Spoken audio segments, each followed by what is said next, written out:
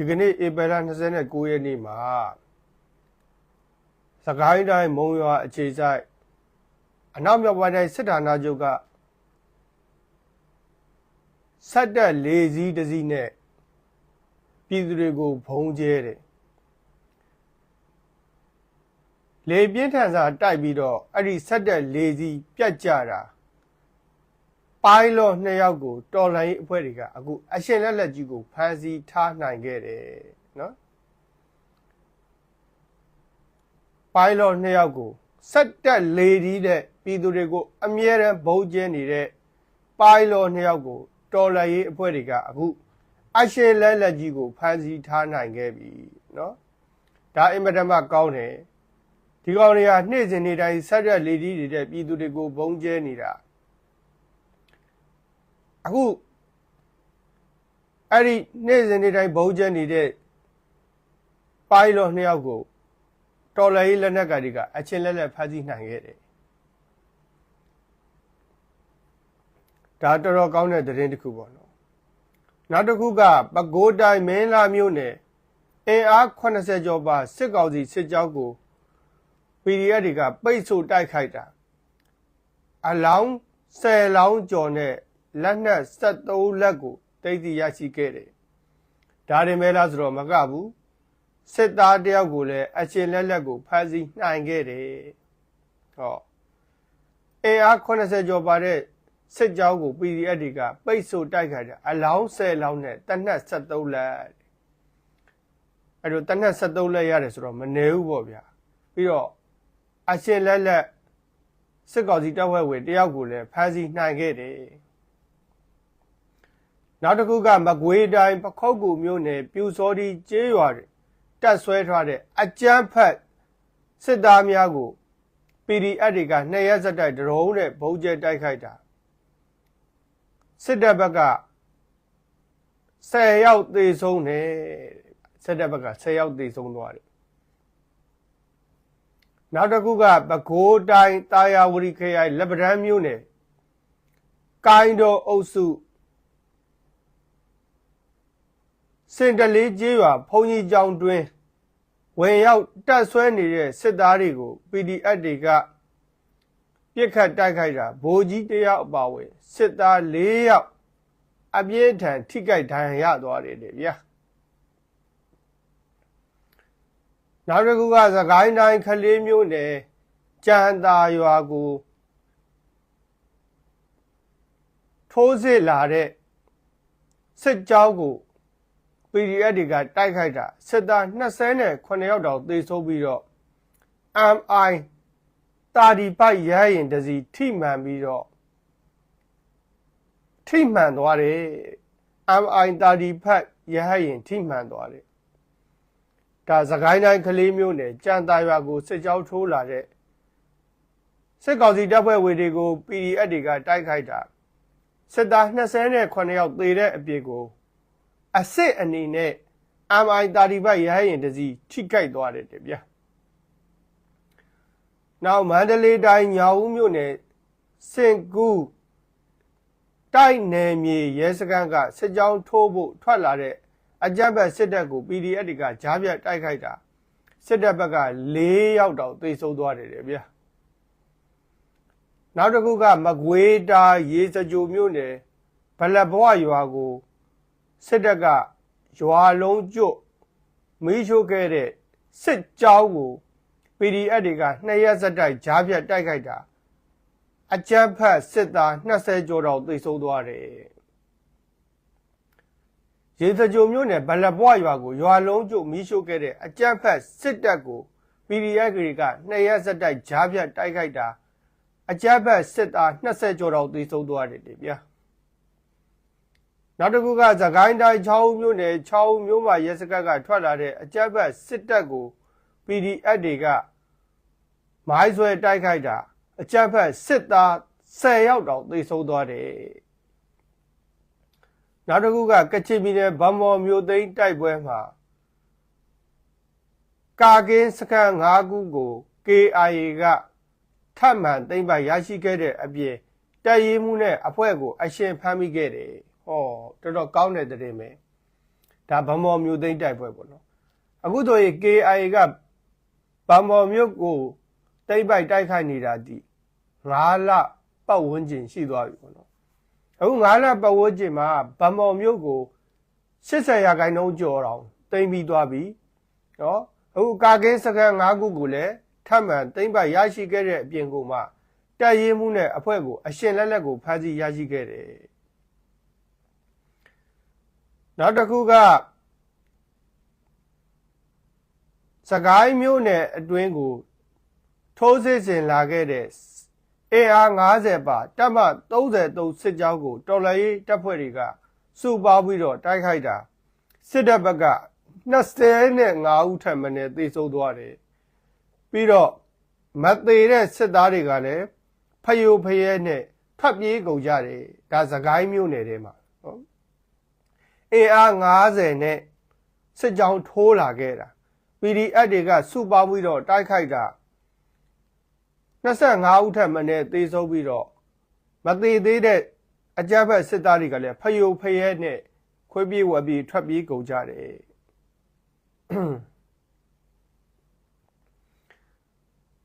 နောက်တစ်ခုကတနင်္လာရီတိုင်းထဝယ်မြို့နယ်မှာရှိတဲ့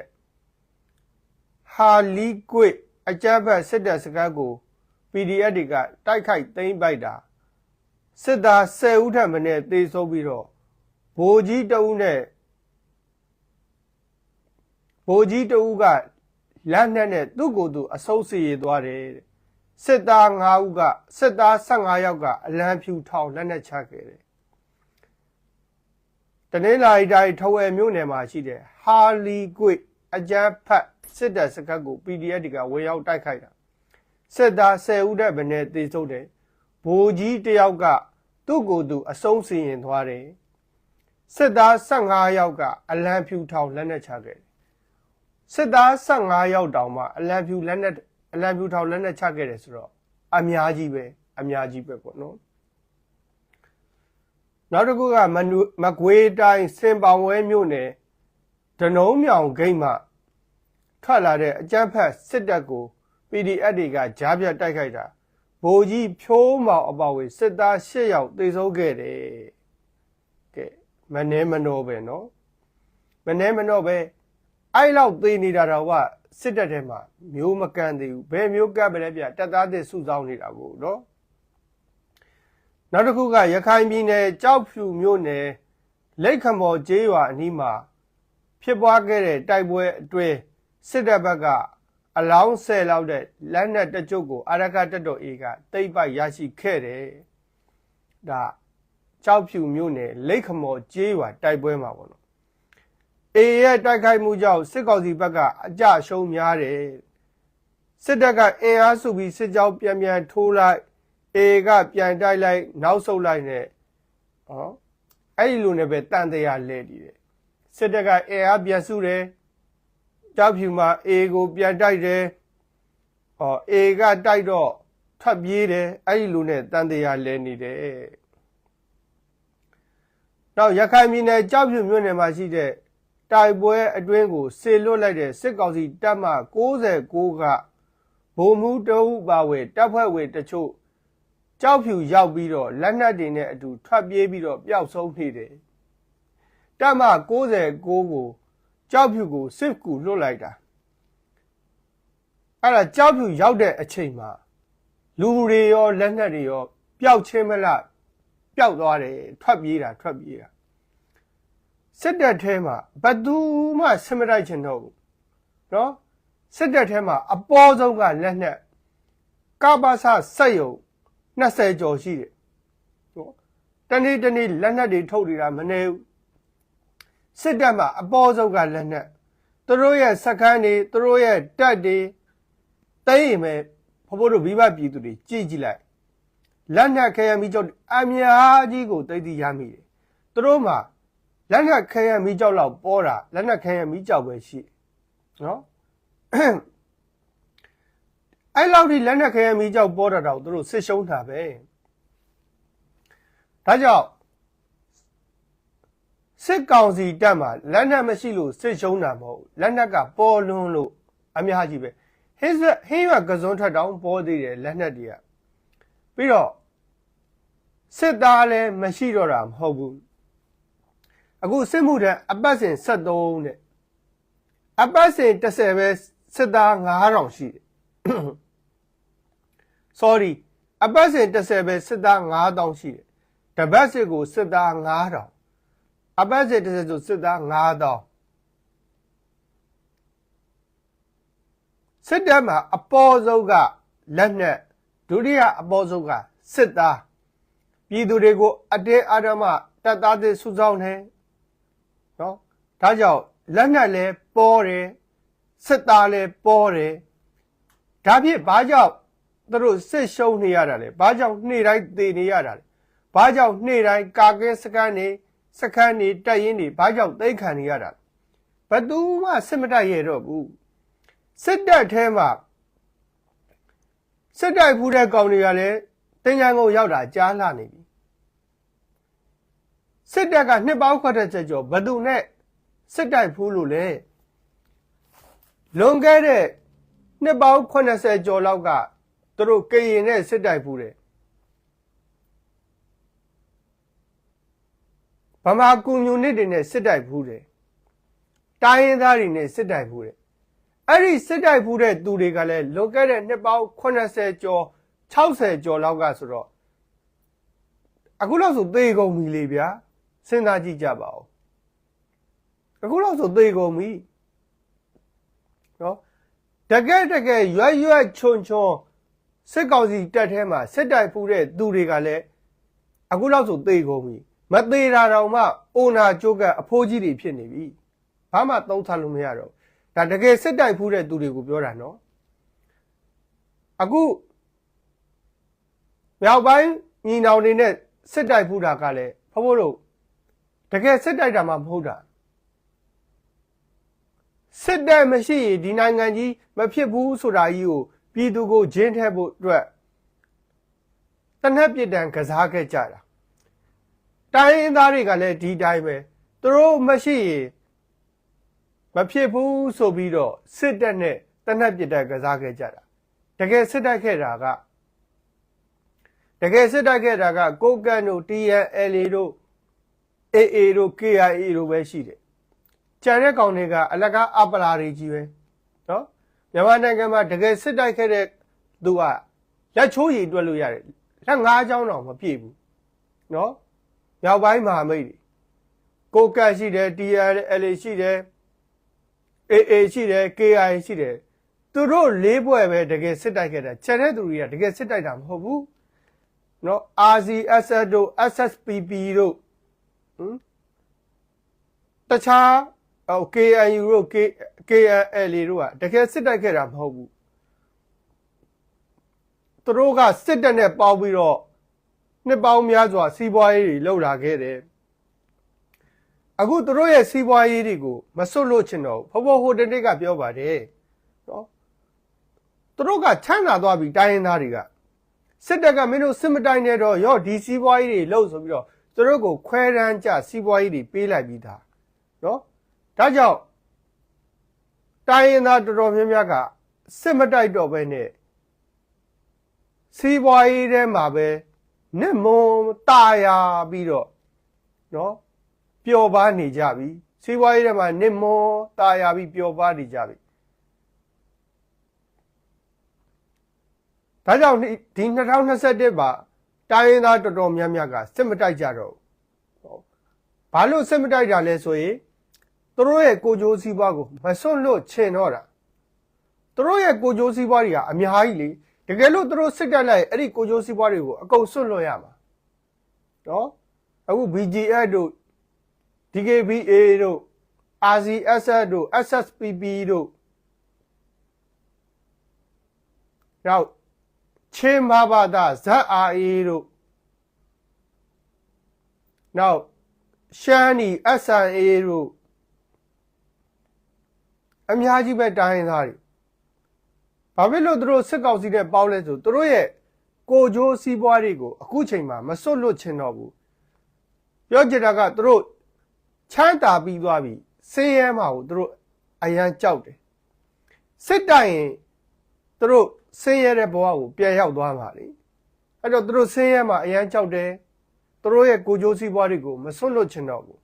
ဒီ2021မှာပြည်သူနဲ့ကိုကြိုးစီးပွားဘယ်သူကိုစွန့်လွတ်မလဲဆိုပြီးသူတို့မှာရွေးစရာအဖြေနှစ်ခုထွက်လာတယ်သူတို့ဒီပြည်သူကိုမရွေးချယ်ခဲ့ဘူးသူတို့ရဲ့ကိုကြိုးစီးပွားကိုပဲရွေးချယ်သွားတယ်ဘာဖြစ်လို့လဲပြည်သူကိုရွေးချယ်ရင်သူတို့ဆင်းရဲမှာလीနော်အဲ့တော့သူတို့မဆင်းရဲကျင်တော့ဘူးမဆင်းရဲကျင်တဲ့အတွက်ကြောင့်သူတို့ရဲ့ကိုကြိုးစီးပွားကိုပဲသူတို့ရွေးချယ်သွားတယ်ဟောဒါတချို့တိုင်းရင်းသားတွေပေါ့ဒါကြောင့်နှစ်ပေါင်း80ကျော်အခု2021ကနေ2025အထိတကယ်စစ်တိုက်တာဆိုလို့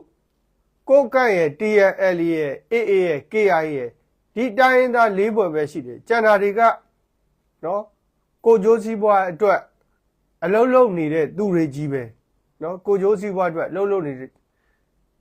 နောက်တစ်မျိုးပြောရရင်စိတ်လက်စီဖို့ပေါ့စိတ်လက်စီလို့ပေါ့ဗျာတာတဲ့ဘက်ကိုကတ်မယ်စစ်ကောင်စီကတိုင်းစစ်ကောင်စီဘက်ကိုကတ်မယ်တော်လှန်ရေးလက်နက်ကန်တွေကအင်အားကြီးလာပြီးတော်လှန်ရေးလက်နက်ကန်တွေကတာလာရင်တော်လှန်ရေးလက်နက်ကန်တွေဘက်ကိုကတ်မယ်စိတ်လက်စီလို့တိုင်းရင်းသားလက်နက်ကန်တွေလည်းအများကြီးပဲဒါကြောင့်လဲတော်လှန်ရေးမပြီးတာပေါ့နော်ဖုံဖုံတို့လက်ရှိတော်လှန်ရေးကိုဘယ်နိုင်ငံကမှကူညီစရာမလိုဘူးသိလားလက်ရှိမြန်မာနိုင်ငံမှာရှိတဲ့တိုင်းရင်းသားတွေအကုန်လုံးစစ်ကောင်စီကိုဝိုင်းတိုက်ရင်အကုန်ပြီးတယ်ဗျအခုရှမ်းပြည်နယ်မှာစစ်မတိုက်တာ PNO PNA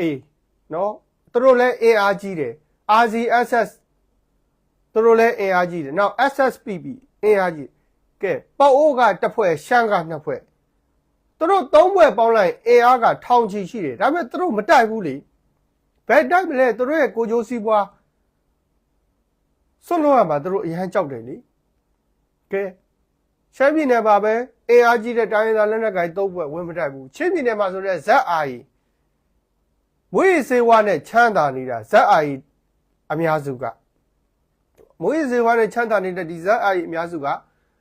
အခုတော့2021မှာပြည်သူဘက်ကဝင်မတိုက်ဘူးစစ်တပ်နဲ့ပေါင်းပြီးတော့သူတို့ပြည်သူကိုပဲအကြမ်းဖက်တယ်နှိပ်စက်တယ်ပေါ့နော်အဲ့ဒီ ZRI ဆိုလို့ရှိရင်လည်းပဲချင်းလက်နက်ကင်နေတဲ့မှာအချမ်းသာဆုံးလို့ပြောလို့ရတယ်ဘာကြောင့်ချမ်းသာလဲဆိုရင်စစ်တပ်နဲ့ပေါင်းပြီးတော့သူတို့ဟာမွေးစေဝါတွေရောင်းဝယ်ဖောက်ကားပြီးတော့ဒါချင်းတိုင်းရင်းသားတွေမှာအချမ်းသာဆုံးအဲ့လိုပြောလို့ရတယ်ပေါ့နော်ဒါပေမဲ့သူတို့ဒီပြည်သူဘက်ကဝင်မတိုက်ဘဲနဲ့မင်းအောင်လှိုင်ဘက်ကဝင်တိုက်ဘာကြောင့်မင်းအောင်လှိုင်ဘက်ကဝင်တိုက်တာလဲဆိုရင်သူတို့လိုချင်တဲ့အရာဝတ္ထုနှစ်ခုရှိတယ်နော်တစ်ခုကသူတို့ချမ်းသာပြီးသားကိုကြိုးစည်းဝါးတွေကိုမစွန့်လွတ်ချင်တော့ဘူးနောက်တစ်ခုကဇက်အာရီကဇိုမီဆိုတဲ့တိုင်းရင်သားအတိမတ်ပြုတာကိုသူတို့လိုချင်တယ်မင်းအောင်လှိုင်ကဇိုမီဆိုတဲ့တိုင်းရင်သားအဖြစ်အတိမတ်ပြုလေမလားဆိုတဲ့စင်ကြီးခွေးမြော်တယ်လို့သူတို့မျှော်နေကြတာဗျာနော်စင်ကြီးခွေးမြော်တယ်လို့သူတို့မျှော်နေကြတာအဲ့တော့မင်းအောင်လှိုင်ပေးမလားဆိုတဲ့မျှော်လင့်ချက်တဲ့သူတို့မင်းအောင်လှိုင်ကိုတွားကတ်တယ်နော်ကချင်ပြည်နယ်မှာလည်း SNA ဆိုတာလည်းရှိတယ်ဒါလည်းစစ်တပ်နဲ့ပေါင်းတာပဲနော်ဒါကြောင့်ကရင်ပြည်နယ်မှာလည်း BGF DKB စစ်တပ်နဲ့ပေါင်းတယ်ဒီတိုင်းရင်းသားတွေကအင်အားရှိရသားနဲ့သူတို့ကိုကြိုးစည်းပွားအတွက်ပြည်သူကိုမရွေးချယ်ပဲနဲ့စစ်တပ်နဲ့ပေါင်းပြီးတော့ပြည်သူကိုပြန်တိုက်တယ်ဒါကြောင့်တော်လှန်ရေးမပြီးတာတကယ်တနိုင်ငံလုံးမှာရှိတဲ့လက်နက်ကိုင်တွေဒီလိုအချိန်မှာမင်းအောင်လှိုင်ကိုဝင်တိုက်ရင်တော်လှန်ရေးကပြီးတာပေါ့နော်ဘုံဘုံတို့တော်လှန်ရေးလက်နက်ကိုင်တွေကအင်အားနည်းပါတယ်ဆိုမှဒီကြတဲ့တရုတ်ကဝင်ရှုပ်သေးတယ်နော်တရုတ်ကဝင်ရှုပ်သေးတယ်အခုဆိုရင်မြောက်ပိုင်းမှာမင်းညီနောင်သုံးဘက်ကိုတရုတ်ကနော် TNL နဲ့ကိုကန့်ကိုထိန်းချုပ်ခြင်းတိုင်းထိန်းချုပ်တယ်ချဲလဲခြင်းတိုင်းချဲလဲတယ်အဲ့တော့တော်လိုင်းကရှင်းမရောက်တော့တရုတ်ကလည်းဝင်ရှုပ်တိုင်းရင်းသားတွေကလည်းကိုကြိုးစည်းပွားကိုမစွန့်လွတ်ဘူးမရောက်နိုင်တဲ့ပေါင်းအဲ့တော့တော်လိုင်းကတော်တော်နဲ့မပြီးဘူးတော်လိုင်းကမပြီးဒါတော်လိုင်းမပြီးရခြင်းရဲ့အကြောင်းတွေပေါ့နော်အဲ့ဒီထဲမှာပသုံးလုံးတွေလည်းပါတယ်ပသုံးလုံးတွေကအခုတော်လိုင်းကိုဖျက်လို့ဖျက်စီးလုပ်နေတယ်ပေါ့နော် တော်လည်းမပြရခြင်းနောင်နေရခြင်းအကြောင်းရင်းထဲမှာအဲ့ဒီပသုံးလုံးတွေလည်းပါတယ်ကဲထားလိုက်တော့ဒါကြောင့်မဲအောင်လိုက်စစ်တပ်မှာလက်နက်မရှိတာလည်းမဟုတ်လက်နက်တွေပေါ်လွန်လို့အပေါ်ဆုံးကလက်နက်စစ်သားမရှိတာလည်းမဟုတ်စစ်သားတွေအများကြီးအခုဆိုစစ်မှုထမ်းအပတ်စဉ်73ထိရောက်သွားပြီနော်ကမ္ဘာအဆင့်38 Standard Army အခုတို့မှာလေချောင်းတစ်ချောင်းပဲရှိတော့တယ်လေချောင်းမပြစ်ဘဲနဲ့တလားလောက်နေကြည့်တော်လည်းပြီးတော့ပြီးသွားအောင်မယ်နော်စစ်တပ်ကလေချောင်းမပြစ်ရင်ကိုတို့မှာဘာမှလှုပ်ရှားကိုမရှိတော့ဘူးမြေပြင်စစ်သားကိုတို့လုံးဝအားကိုးလို့မရတော့ဘူးဘယ်သူမှစစ်မတိုက်ချင်တော့လက်နက်တွေအများကြီးရှိတယ်စစ်သားတွေအများကြီးရှိတယ်အဲ့ဒါကိုစစ်မတိုက်ဘဲနဲ့လက်နက်ချအညံ့ခံတယ်အဲ့ဒါကိုကြည့်လေတို့မှစစ်မတိုက်ချင်တော့ဘူးအခုစစ်မှုထမ်းအပတ်စဉ်တပ်သားတစ်တွေကလည်းရှေ့တန်းကိုပို့လိုက်တယ်ဘယ်သူမှစစ်မတိုက်ချင်ဘူးလေမနေ့တနေ့ကမှသင်တန်းတက်တယ်အခုရှေ့တန်းကိုပို့လိုက်တယ်ဘာတိုက်ပွဲအတွေ့အကြုံကလည်းမရှိဘူးဘယ်သူမှလည်းစစ်မတိုက်ချင်တော့ဘူးဘယ်သူမှလည်းကိုယ့်အသက်ကိုစတေးပြီးတော့အသိမခံချင်ဘူးဒါကြောင့်မင်းအောင်လိုက်စစ်တပ်တဲ့မှာမြေပြင်စစ်သားဆိုတာဘာမှအလုပ်လုပ်လို့မရတော့ဟုတ်မြေပြင်စစ်သားဆိုတာဘာမှအလုပ်လုပ်လို့မရတော့လေတက်တက်ပဲရှိတော့တယ်အဲ့ဒီလေတက်ကိုလည်းဖုန်းတို့ကကာကွယ်နိုင်တဲ့လက်နက်မရှိဘူးနော်ကာကွယ်နိုင်တဲ့လက်နက်မရှိဘူးဒါပေမဲ့အဲ့ဒီလေရင်နဲ့ဘုံကျဲနေတာကပေါင်900ဘုံတွေပေါင်300ဘုံတွေအဲ့ဒီဘုံတွေကိုဘယ်ကထုတ်လဲဆိုကပစကထုတ်တယ်မကွေးတိုင်းပဲခူးတိုင်းရန်ကုန်နေပြည်တော်မှာကပစဆက်ရုံ4နေရာရှိတယ်နေပြည်တော်မှာကပစဆက်ရုံ2ရုံရှိတယ်ရန်ကုန်မှာကပစဆက်ရုံ1ရုံရှိတယ်အဲ့ဒီ3ရုံကလွဲရင်ပဲခူးတိုင်းနဲ့မကွေးတိုင်းကကပစဆက်ရုံတွေကိုဖောက်လို့တော်လည်းအင်အားစုတွေကဝင်ရောက်သိမ်းပိုက်နိုင်ခဲ့မယ်ဆိုရင်ဒါလေနဲ့ဘုံကျက်တာလုံးဝရက်သွားပဲဘုံမပိုင်သူ့ဘာသူလေရင်ကြိုက်တဲ့လောက်ကောက်ကဲပေါ်ပါပြန်နေပါစေကျဲစရာဘုံမရှိဘူးကျဲစရာဘုံမရှိဒါကြောင့်ဒီကျဲနေတဲ့ဘုံရှိတဲ့ကပ္ပစဆက်ရုပ်တွေဘို့ဘို့တို့ဝင်သိမ်းနိုင်ရပြီလေရင်ကိုမကာကွယ်နိုင်တာကဘို့ဘို့တို့မှာအပြစ်မဟုတ်ဘူးဒီမြေပြင်မှာရှိတဲ့ကပ္ပစဆက်ရုပ်တွေကိုဝင်သိမ်းနိုင်မယ်ဆိုရင်ဒါလေချောင်းကိုကာကွယ်ပြီးသားဖြစ်သွားမယ်ပေါ့နော်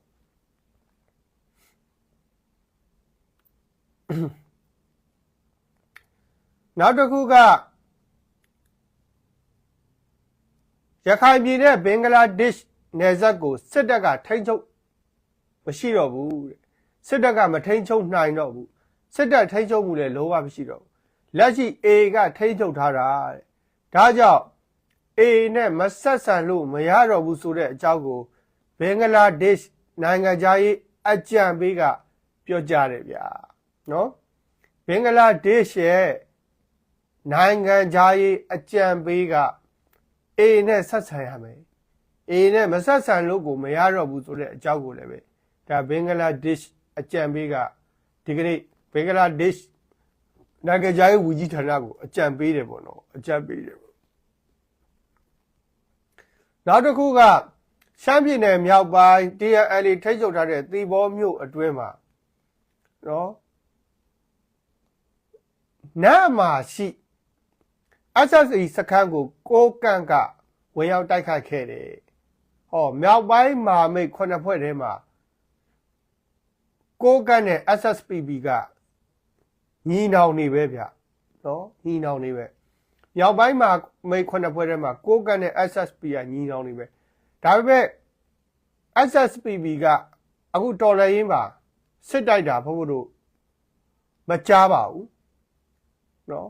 စစ်တိုက်တာမကြားဘူးအဲ့တော့နတ်မရှိ SSPB ရဲ့စခန်းကိုကိုကတ်ကဒီကနေ့ဝင်ရောက်တိုက်ခိုက်တယ်နော်ကိုကတ်ရဲ့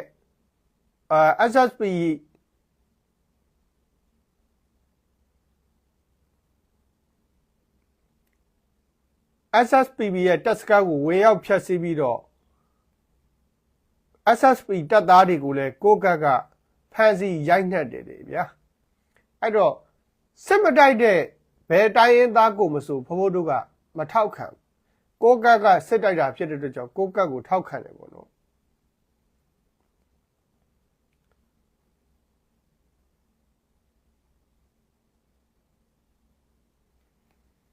နောက်တစ်ခုက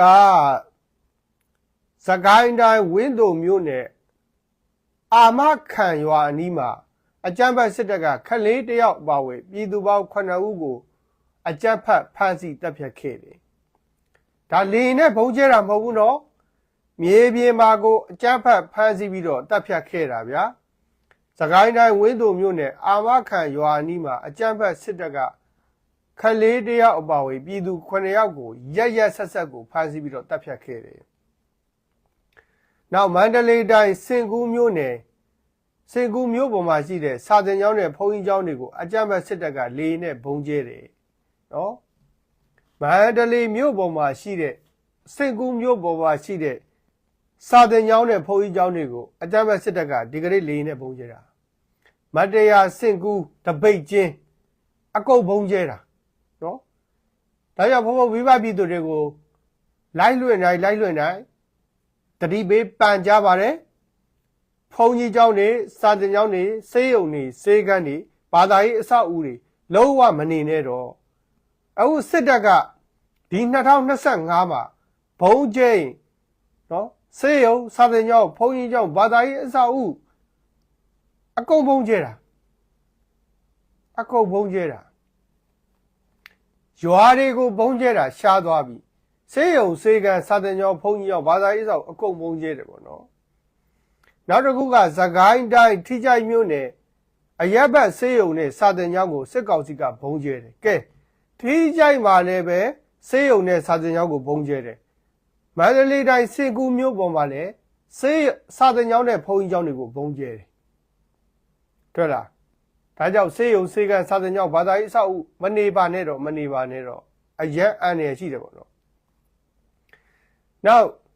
ကရီနီပြည်ဒီမော့ဆိုမြို့နယ်အနောက်ဘက်ခြမ်းတောင်ပေါ်ကကြောက်တုံးကြီးတုံးပြုတ်ကျလာတဲ့အတွက်ကြောင့်လေဖြတ်နေတဲ့စစ်ဘေးရှောင်အဖိုးကိုအဲ့ဒီကြောက်တုံးကြီးထိမိပြီးတော့အဖိုးကိုသိဆုံးသွားတယ်ဟောကန်တော်ဆိုးတယ်နော်ညဘက်အိတ်နေတဲ့အချိန်ကဒီဘောဆိုမြို့နယ်အနောက်ဘက်ခြမ်းမှာရှိတဲ့တောင်ပေါ်ကကြောက်တုံးကြီးအဲ့ဒီကြောက်တုံးကြီးကဘယ်တော့တောင်ကြီးလဲဆိုရင်ဘုန်းတို့10 တန်လောက်ရှိတယ်10 တန်လောက်ရှိတဲ့ကြောက်တုံးကြီးတုံးက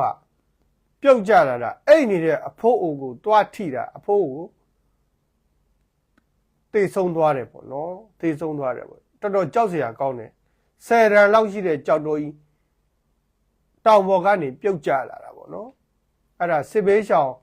လေဖြတ်နေတဲ့အဖိုးအိုကိုထိခိုက်ပြီးတော့အဖိုးကိုတေဆုံးသွားတယ်ပေါ့နော်နောက်တနင်္လာရီတိုင်းထဝယ်မြို့အတွင်းမှာတိုက်ပွဲအကြီးအကျယ်ဖြစ်ပွားနေပြီးတော့10 ရက်အတွင်းစစ်ဘေးရှောင်အခုတောင်းနဲ့ချီပြီးထွက်ပြေးတိမ်းရှောင်နေကြရတယ်ထဝယ်ခရိုင်အတွင်းမှာတိုက်ပွဲပြင်းထန်နေပြီးတော့အခုစစ်ဘေးရှောင်တွေတောင်းနဲ့ချီပြီးတော့ကိုစစ်ဘေးရှောင်နေရတယ်တော်တော်များတယ်ပေါ့နော်အနေကင်းဘေးရှင်းကြပါစေဗျာအနေကင်းဘေးရှင်းကြပါစေနောက်မန္တလေးမြို့မှာအငိမ့်စာပါမောက္ခဒေါက်တာထွေးကိုအိမ်ချမ်းမြေလိုက်လံပြသမိဟုဆိုပြီးတော့ရိုက်နဲ့တက်ဖြတ်ပြီးလက်ဝဲလက်စားတွေနဲ့ပိုင်ဆိုင်မှုတွေကိုလူရက်သွားတယ်ကဲဒါမန္တလေးမှာနော်အငိမ့်စာပါမောက္ခဒေါက်တာထွေးကိုအိမ်ချမ်းမြေလိုက်ပြပေးမယ်ဆိုပြီးခေါ်သွားပြီးလူရှင်းတဲ့နေရာရောက်တော့ရိုက်နဲ့တက်ဖြတ်ပြီးတော့သူ့မှာပါလာတဲ့လက်ဝတ်ရတနာတွေကိုယူသွားတယ်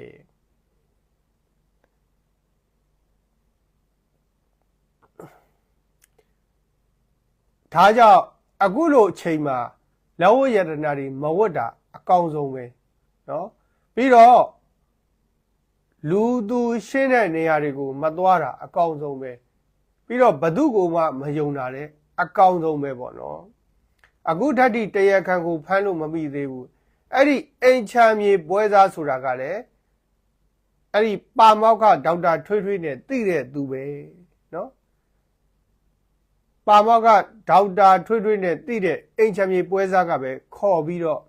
လူသူရှင်းတဲ့နေရာရောက်တော့ရိုက်တက်ပြီးတော့ပါလာတဲ့ပစ္စည်းတွေလက်ဝတ်ရတနာတွေကိုယူသွားတယ်အခုချိန်ကြီးဖမ်းလို့မမိသေးဘူးဘယ်ဖမ်းလို့ပြီဘယ်ဗျเนาะ ရဲတွေစစ်သားတွေကသူတို့ကိုယ်တိုင်တခိုးတွေပဲကိုသူတို့ကိုယ်တိုင်တခိုးတွေပဲအခုပြင်ဦးလွင်မှာမော်တော်ဘီကယ်တွေကားတွေဖမ်းဆိုင်ကယ်တွေဖမ်းတယောက်မိရင်3000ဆိုင်ကယ်တစ်စီးမိရင်3000တဲ့ပြင်ဦးလွင်မြို့ခံတွေကဘာပြောလဲဆိုရင်အော်မော်တော်ဘီကယ်တွေပတ်စံရှားတာလွယ်လိုက်တာသူတို့တော့မော်တော်ဘီကယ်ဖြစ်ချင်လိုက်တာ no မော်တော်ဘီကယ်မဖြစ်ချင်နဲ့အခုချိန်မှာပြူစောတိလည်းမဖြစ်ချင်နဲ့စစ်ခွေးလည်းမဖြစ်ချင်နဲ့ရဲခွေးလည်းမဖြစ်ချင်နဲ့အဲ့ဒါအပူစားတွေဗျအဲ့ဒါအစိတ်တွေဗျဟမ်ဟောငါတို့ရက်ကွက်ဥက္ကဋ္ဌဖြစ်လို့ရဲဖြစ်လို့စစ်သားဖြစ်လို့စစ်ဗိုလ်ချုပ်ဖြစ်လို့အခုချိန်မှာပတ်စံနေရှားတာလွယ်လိုက်တာပတ်စံလို့ရင်ကားကိုဖမ်းမလားဆိုင်ကယ်ဖမ်းမလားဟမ်ပေါ်တာဆွဲပြီးတော့ပြန်ပေးဆွဲပြီးတော့ပြန်ရွေးခိုင်းမလားပတ်စံရှားတာလွယ်လိုက်တာစစ်ဗိုလ်တွေအုပ်ချုပ်ရေးမှုတွေပြူစောထီးတွေမော်တော်ဘီကယ်တွေပတ်စံရှားတာအရန်လွယ်လိုက်တာအဲ့ဒါကိုတွားပြီးအမကြနဲ့သူတို့ပတ်စံရှားတာလွယ်လိုက်တာဆိုပြီးတွားပြီးအမကြနဲ့ဘာဖြစ်လို့လဲသိလားအဲ့ဒါသူများရဲ့မတထရေးစားတွေသူများရဲ့ချွေးနှဲစားတွေသူများရဲ့အပူစားတွေစားရင်ဘူးကြီးတွေထွက်လာတယ်အပူနာတွေပေါက်လာတယ်ဟောအခုလည်းပဲသူများရဲ့မတထရေးစားတွေစားတာသူများရဲ့အပူစားတွေစားတာပြည်သူကပြန်ပေးဆွဲခံရလို့တော့ကားပဲဖြစ်ဖြစ်ဆိုင်ကယ်ပဲဖြစ်ဖြစ်ဘာပဲဖြစ်ဖြစ်ဒီစစ်သားနဲ့ရဲတွေကိုပတ်စံပေးလိုက်ရတယ်ဆိုရင်တော့ဘယ်သူမှကျင်နဲ့ကြီးနဲ့ပေးတာမဟုတ်ဘူးကျိန်ဆဲပြီးမှပေးတာနော်ဒါကြောင့်အဲ့ဒီပတ်စံနေနဲ့ဘာပဲဝယ်စားဘာပဲလုပ်အိမ်ပဲဆောက်ကားပဲဝယ်ဆိုင်ကယ်ပဲအပူစားတွေအဲ့ဒီပတ်စံနေနဲ့ကားဝယ်စီကားတိုက်သိမ်းပါဆိုင်ကယ်ဝယ်စီဆိုင်ကယ်တိုက်သိမ်းပါနော်ထမင်းဝယ်စားအပင်းဆိုပြီးသိမ်းပါပြည်သူရဲ့အပူစားတွေမတထကြီးစားတွေလေတော့အမကြနဲ့ဟုတ်ပါတယ်မော်တော်ဘီကယ်တွေအုပ်ချုပ်ရေးမှုတွေစစ်ဗိုလ်ချုပ်တွေပတ်စံရှားတာဒီလိုချိန်မှာလွယ်လိုက်တာတော့အမကြနဲ့အဲ့ဒီပတ်စံတွေဟာပြည်သူရဲ့ကျိန်စာတွေပြည်သူရဲ့မတထကြီးစားတွေဖြစ်တယ်နော်အဲ့ဒီကျိန်စာတွေအဲ့ဒီမတထကြီးစားတွေနဲ့သူတို့အစိတ်သိမ့်ပြီးတော့သိမှာစားတိုင်းအစိတ်ဖြစ်ပြီးတော့ဘေးဖြစ်ပြီးတော့ကိုဒုက္ခရောက်ပြီးသိမှာစားတိုင်းအဲ့ဒီပတ်စံနေကြောင့်သူတို့စိတ်ပြန်ကူရမှာသိလားဘာဖြစ်မှမသိတဲ့ယောဂါတွေသူတို့ခန္ဓာကိုယ်မှာဆွဲကပ်လာပြီးတော့သူတို့စိတ်ကူလို့ပြီးမှာမဟုတ်ဘူးဒီဘဝအဲ့ဒါသူများရဲ့မတရာကြီးစာတွေလို့ခေါ်တယ်တန်တွေတန်ခဲတွေရဲတောက်နေတဲ့တန်တွေတန်ခဲတွေဗျနော်မျိုးချတိုင်းခန္ဓာကိုယ်ထဲမှာကလီစာတွေပြတ်တောက်ပြီးတော့သိမှာဗျနော်သိမှာတွားပြီးတော့အမကြနဲ့ပေါ့နော်နောက်မန္တလေးမှာရှိတဲ့ရွှေဇာမဏီရွှေဆိုင်ကိုလူ2ဦးအပါဝင်ဓမြ5ဦးကဝင်ရောက်ပြီးဓမြတိုက်သွားတယ်နော်လူ9ယောက်ပျောက်ကြားဝစ်ထားတဲ့လူ2ဦးပါဝင်ဓမြ5ယောက်ကဓမြတိုက်သွားတယ်ရွှေ23ကျပ်သာပါသွားတယ်ဟောအဲ့ဒီမန္တလေးမြို့ပေါ်မှာစစ်တပ်ကလုံခြုံရေးတွေအထက်ကိုချထားတာစစ်တပ်ကလုံခြုံရေးတွေအထက်ချထားလျက်နဲ့ကိုရွှေဇာမဏီရွှေဆိုင်ကိုလူ9ယောက်ကတနတ်တွေနဲ့ဓမြဝင်တိုက်သွားတယ်အဲ့တော့ရွှေသမင်ဘဲကထွက်မင်းကြီးတာကထွက်ပြူစောတီးတွေပေါ့စစ်သားတွေရဲတွေပေါ့မူဆယ်တာချီလိတ်တောင်ကြီးရန်ကုန်မန္တလေးပသိမ်မုံရွာစကိုင်းမြန်မာနိုင်ငံအနှံ့ပြားမှာအခုဓမြတိုက်တဲ့သူတွေကိုဘယ်သူတွေလဲလို့ကြည့်လိုက်ပြူစောတီးတွေစစ်သားတွေရဲတွေဘယ်သူမှမဟုတ်သူတို့ပဲသူတို့လုံခြုံရေးတွေချထားရဲ့သားနဲ့ရွှေသားတွေဓမြတိုက်ခါတဲ့ဗတ်တွေပဲဘယ်သူမှမဟုတ်သူတို့ပဲဘယ်သူမှအဲ့လောက်ထိအတင့်ရဲပြီးတော့ စစ်တပ်ကလုံခြုံရေးတွေချထားပါလေနဲ့ဘယ်သူမှဝင်ပြီးဓမြမတိုက်ဘူးသူတို့ပဲဝင်တိုက်တာနော်ရွှေ23ကျပ်သားပါနောက်တစ်ခုကဖုံပြောကြည့်တာအခုလိုအချိန်မှာရွှေဆိုင်တွေရွှေမရောင်းရရင်ထမင်းငတ်ပါလားဖုံခဏပြောတယ်နော်ရောင်းလို့ရတဲ့အမြတ်နဲ့ဓမြတိုက်ခံလို့ပါသွားတဲ့အရှုံးနဲ့ဘယ်ကပိုကြည့်လဲစဉ်းစားကြည့်တစ်နှစ်လောက်ရောင်းမှအမြတ်ကသိပ်ကြံတာမဟုတ်ဘူးတစ်နှစ်လောက်ရောင်းမှအမြတ်ကသိပ်ကြံတာမဟုတ်ဘူးအဲ့ဒါကိုတရက်လောက်ဓမြတိုက်ခံလိုက်ရရင်ကုန်ရော10နှစ်လောက်စုဆောင်ထားတဲ့ဟာတွေအကုန်ပါသွားရောအခုလိုအချိန်မှာရွှေဆိုင်တွေရွှေရောင်းရဲတာဖုံအံ့ဩလို့မဆုံးဘူးနော်နောက်တစ်ခုကယေမင်နိုင်ငံဟူသီလက်နက်ကိုင်တွေကိုအမေရိကန်ကဒရုန်းတွေနဲ့ပစ်ခတ်ရှင်းလင်းတယ်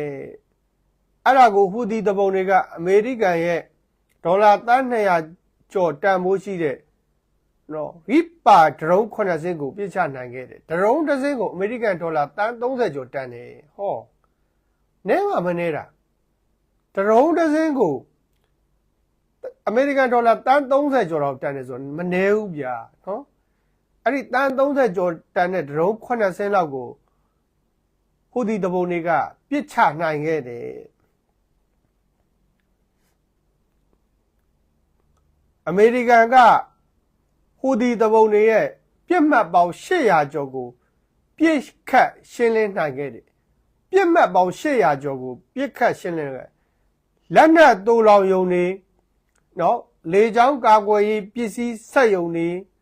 ပြီးတော့လေကြောင်းကာကွယ်ရေးပစ္စည်းစနစ်တွေအများကြီးပဲပေါ့နော်အများကြီးပဲ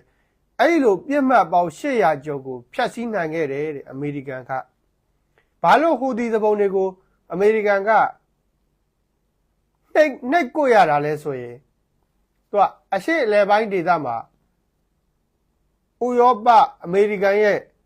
ရေနံတင်သင်္ဘောတွေကိုဟူသီတပုံတွေကခဏပြန်ပြီးဆွဲတာခဏပြစ်ခတ်တာဒါကြောင့်အမေရိကန်နဲ့အနောက်နိုင်ငံတွေကသူတို့ဒီရေနံတွေဆုံးရှုံးတာပေါ့ဗျာရေနံတွေဆုံးရှုံးတာပေါ့နော်အဲ့ဒီဟူသီတပုံတွေရဲ့ဒုက္ခပေးတဲ့အတွက်ကြောင့်ရေနံတွေဆုံးရှုံးတာဒါကြောင့်သူတို့ဟူသီတပုံတွေကိုမကြာခဏပြစ်ခတ်ရှင်းလင်းတာပေါ့အဆိုပါတိုက်ခိုက်မှုများအတွက်ပါဟူသီတပုံယာနဲ့ချီပြီးတော့ဟူသီခေါင်းဆောင်ယာနဲ့ချီပြီးတော့သေတယ်နော်ဟူသီခေါင်းဆောင်တွေဟူသီတပုံတွေယာနဲ့ချီပြီးတော့သေတယ်တဲ့ဗျာနောက်တစ်ခုကအီရန်နိုင်ငံရဲ့အကြီးဆုံးစိတ်ကမ်းဖြစ်တဲ့ဘန်ဒါအဘားမှာအားကောင်းတဲ့ပောက်ကွဲမှုကြောင့်အခုသေဆုံးသူ40တက်မနဲ့ရှိပြီးတော့ဒဏ်ရာရတဲ့သူ1200ကျော်တယ်ဒဏ်ရာရတဲ့သူ1200တောင်ကျော်တယ်ပောက်ကွဲတာအီရန်နိုင်ငံရဲ့အကြီးဆုံးစိတ်ကမ်းဘန်ဒါအဘားအီရန်ဆိုတာမင်းအွန်လိုင်းကိုစစ်လက်နက်တွေကူညီနေတဲ့နိုင်ငံအခုအစ္စရေးနဲ့အီရန်မှာလည်းပဲအစ္စရေးကအီရန်ကိုပြစ်ခတ်တာအီရန်အများကြီးထိခိုက်တယ်နော်အများကြီးထိခိုက်တယ်ဒါကြောင့်အခုအီရန်ဝစ်ကြီးလဲနေပြီအစ္စရေးနဲ့တော့ကလည်းအီရန်အထိနာပြီးသွားပြီအခုလက်ကြည့်အီရန်ရဲ့အကြီးဆုံးစိတ်ကဘန်ဒါအဘားမှာပောက်ကွဲမှုဖြစ်ပြီးတော့လူဦးရေ40ထက်မနည်းသေဆုံးပြီးတော့1200ကျော်ဒဏ်ရာရတယ်အဲ့ဒါမင်းအောင်လှိုင်ကိုကူညီတဲ့နိုင်ငံပဲနော်မင်းအောင်လှိုင်ကိုကူညီတဲ့နိုင်ငံပဲဆိုတာကိုပြောကြရင်လည်းဘုန်းရဲ့လိုက်ကိုဒီပါတွေပဲအဆုံးသတ်လိုက်ပါတယ်အားလုံးမိဘပြည်သူပေါင်းတို့ကျမ်းမာချမ်းသာကြပါစေအသက်ရှင်နာခင်ကြပါစေဗျာ